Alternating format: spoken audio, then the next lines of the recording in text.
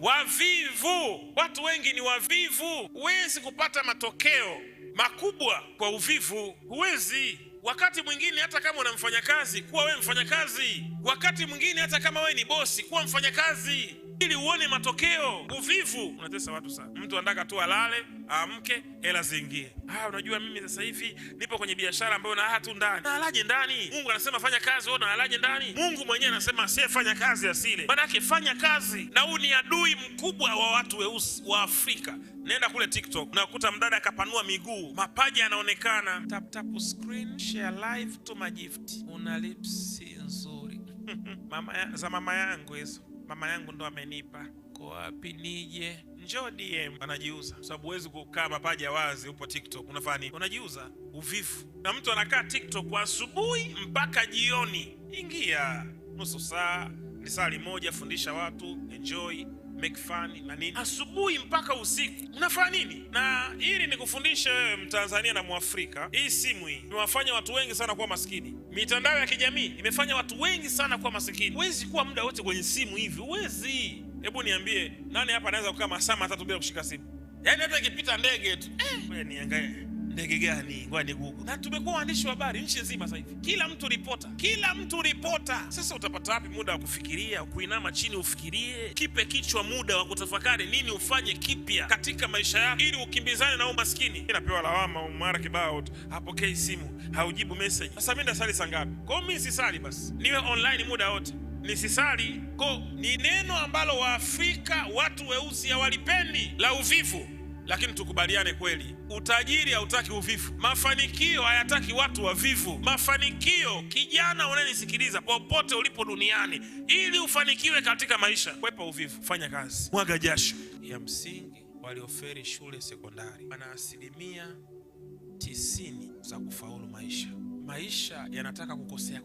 Maisha yanataka kujaribu. Unajaribu somo hili unaferi, unajaribu unaferi, unajaribu unaferi, unasogea kidogo mpaka sekondari na bado unaferi. Maisha yanataka watu waliojaribu kwa kuferi. Mfumo wowote duniani unaowafanya watu wafanikiwe ni mfumo wa kuferi. Ndio maana Mungu unaona anakomandi mwenye haki wangu hata akianguka mara 7. Inakuwaje mtu awe mwenye haki alafu aanguke mara 7? Anaonesha ile hali ya mtu kuferi, alafu mwisho wa siku anakuja kuwa sawa. Mtu anayeelewa zaidi darasani ni mtu anayesahau haraka darasani, na mtu anayechelewa kuelewa haraka darasani akielewa ameelewa. Waliosoma wengi hawana historia ya kuferi. Hawa 98 hawa hawajawahi kuwa mabilionea kwa sababu hawana rekodi ya kufanyaje? Hawana rekodi ya kuferi. Wana rekodi ya kufaulu. Na mtu anayefaulu ana question sana, anafikiria sana, anawaza sana, hana maamuzi haraka. Watu wenye akili hawafanikiwi kwa sababu hii 1 au 2 au 3 au 4 au 5. Sababu ya kwanza, wanajua sana. Sababu ya pili, investigation. Kila kitu unafanya uchunguzi. Na uchunguzi, hamna uchunguzi wa siku 2. Uchunguzi unachukua muda mrefu. Sababu ya tatu, hawaamini ambacho hawajakisoma. Sasa tena unasikia Wachina wamekuja wanataka mavi ya punda Dodoma. Unataka uikute kwenye biology hiyo. Wamekuja Wachina wanataka majani ya mtopetope. Yanapatikana majani ya mtopetope, yanapatikana Kisarawe. Hawa waliozoea kuanguka, hawa waliozoea kuferi, hawaogopi kuferi kwa sababu ni mfumo wao wa nini? Wa kuferi. Toka wakiwa shule ya msingi wanaferi. Form 4 wenyewe wameingia wanaferi. Maisha wameferi. Kwenye ndoa wameferi. Kwa hawaogopi kuferi. Ndio unashtukia jamaa kama bilionea bwana. Kivipi?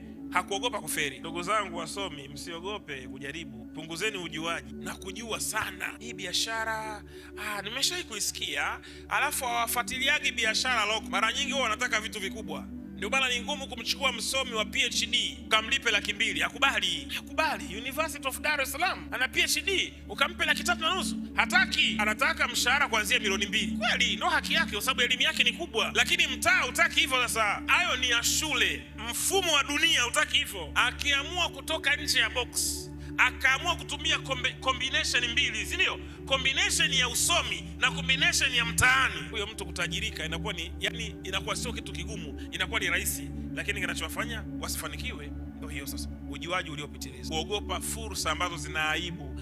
Fursa ambazo zina aibu.